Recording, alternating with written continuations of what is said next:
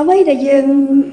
បានឃើញបានអានបានស្ដាប់ហើយរបាយការណ៍សេចក្តីថ្លែងការណ៍នៃរាជរដ្ឋាភិបាលស្ដីអំពីច្បាប់ថវិកាជាតិឆ្នាំ2013នេះក៏ដូចជារបាយការណ៍នៃគណៈកម្មការសភាដែលអាដាមជាមយាទបានធ្វើការអធិប្បាយ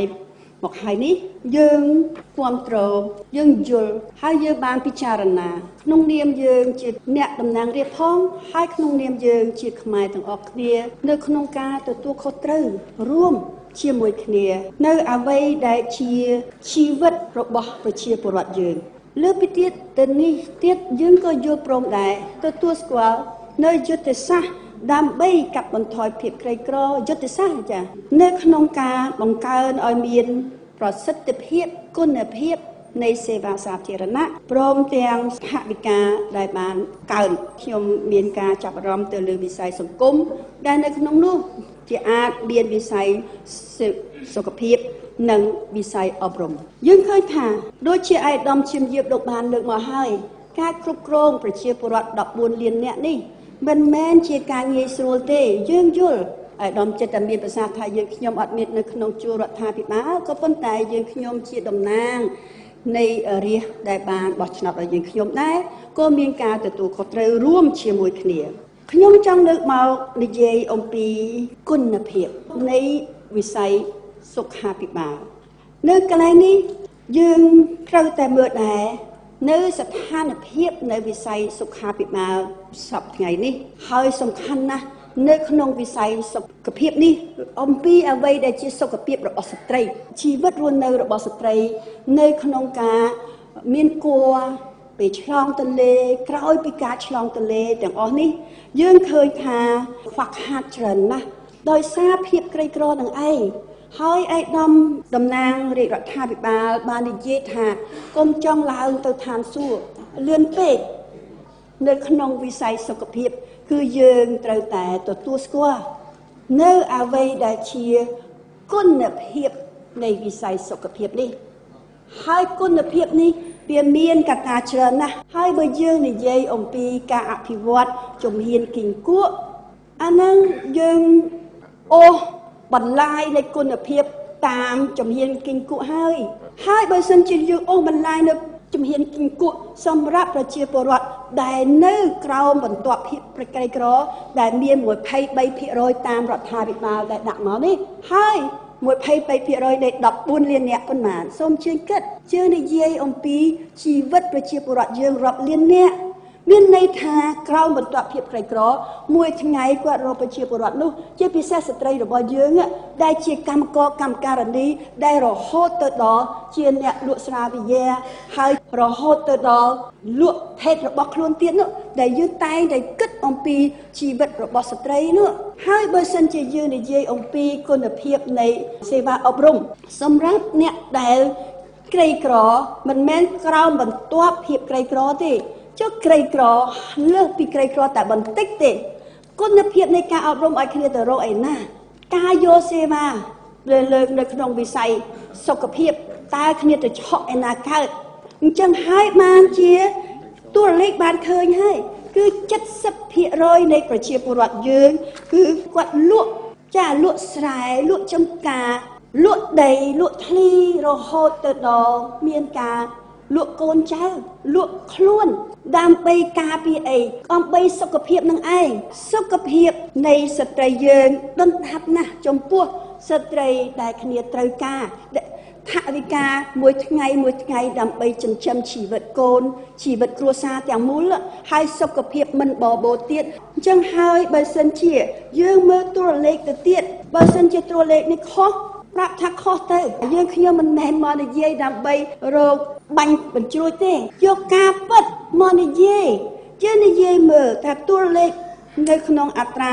កុមារដែលស្លាប់ពេលទៅតែកើតហើយក្រោមអាយុ5ឆ្នាំនោះគឺអត្រាកុមារយើងដែលស្លាប់នោះគឺខ្ពស់ជាងគេនៅក្នុងតំបន់បើសិនជាយើងថាចាំកុំលឿនពេកចុះបើកើតទៅហើយចាំដល់ណាបើសិនជាទៅពេទ្យបើពេទ្យនៅអត់មានគុណភាពហើយយើងមើលថ្មីនេះសប្តាហ៍កន្លងមកនេះកុមារណាដែលស្លាប់នៅបន្ទាយមានជ័យដោយសាររឿងពោះចិត្តនោះខ្ញុំដឹងថាមានចាត់វិធានការហើយ ទោះបីជាចាត់វិធានការក៏ដោយគឺបង្ហាញឲ្យឃើញថាបើសិនជាកុមារនោះជាកុមារក្រីក្រនៅជនបទតើគ្នាមានឱកាសទេមានយុត្តិធម៌ទេស្លាប់ដោយឃើញថាគ្នាចិត្តស្លាប់ទៅហើយនៅតែមិនព្រមយកថ្នាំឲ្យគ្នាចុះបើថាអត់មានថ្នាំហេតុអីបានជាអត់មានថ្នាំអញ្ចឹងហើយបើយើងថាបើសិនជាយើងចាំតាមជំហានគិង្គក់នោះវាលទ្ធផលវាមានប៉ុណ្ណឹងហើយយើងអាចថា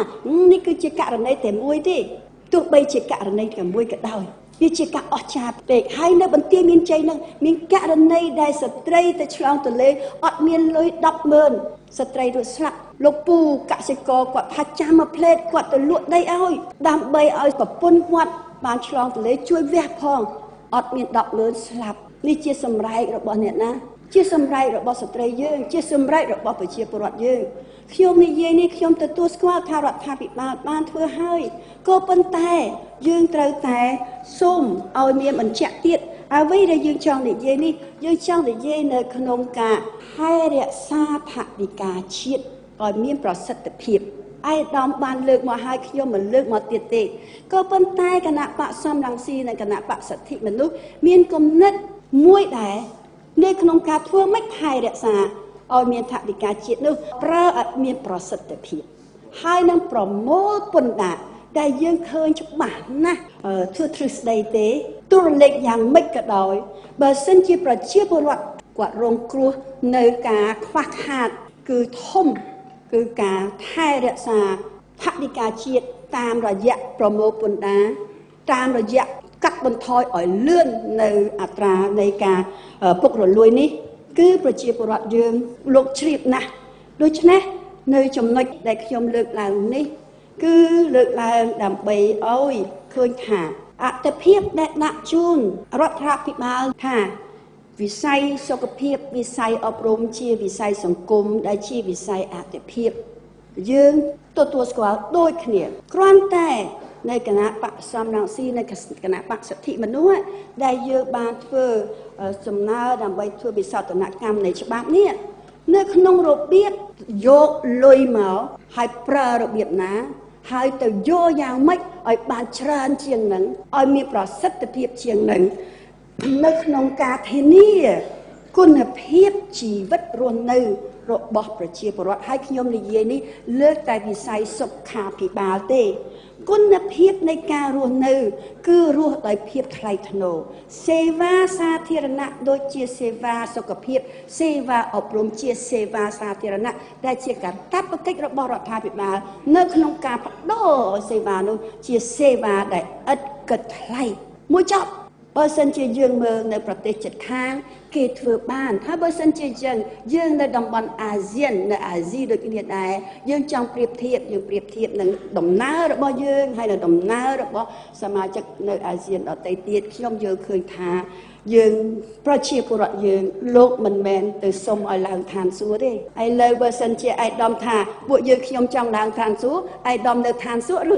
សួគ៌ដែរឬឯកឧត្តមអត់នៅឋានសួគ៌នៅជីវិតរស់នៅរបស់ឯកឧត្តមសពថ្ងៃនេះនិយាយគ្នាឲ្យច្បាស់លាស់ហើយយើងនិយាយមួយទៀតគឺថាការដែលយើងសុំឲ្យមានការគុណភាពនៃការរស់នៃមន្ត្រីរាជការរបស់យើងដើម្បីknotផលិតសេវាមួយឲ្យមានគុណភាពដែរលុះត្រាតែមន្ត្រីរាជការរបស់យើងដែលនេះយើងនិយាយអំពីមន្ត្រីរាជការដែលនៅក្រសួងសុខាភិបាលមន្ទីរពេទ្យគឺមួយខែគាត់ត្រូវតែរស់ហើយយើងគិតថារស់ក្នុងមួយខែ1លានរៀលចំពោះយើងខ្ញុំបានដាក់របៀបថាតើធ្វើយ៉ាងម៉េចបាន1លានរៀលយើងជូនហើយចាយើងជជែកគ្នាបានតាហើយយើងយល់ឃើញថាសេវាសុខភាពជាសេវាសាធារណៈ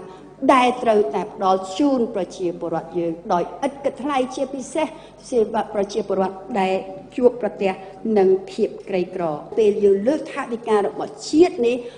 ខ្ញុំយល់ឃើញថាសំណើរបស់ខ្ញុំដើម្បីឲ្យមានការប្រសើរឡើងនៅក្នុងថវិកាជាតិគឺជាការសំណើមួយក្នុងនាមយើងជាគណៈបកសំរងស៊ីនិងគណៈបកសិទ្ធិមនុស្សនៅក្នុងការរួមចំណែកការទទួលខុសត្រូវហើយការលើកកម្ពស់ជីវភាពរស់នៅនិងគុណភាពរស់នៅនៃប្រជាពលរដ្ឋយើងជាពិសេសស្ត្រីនិងកុមាររបស់យើងចា៎សូមអរគុណ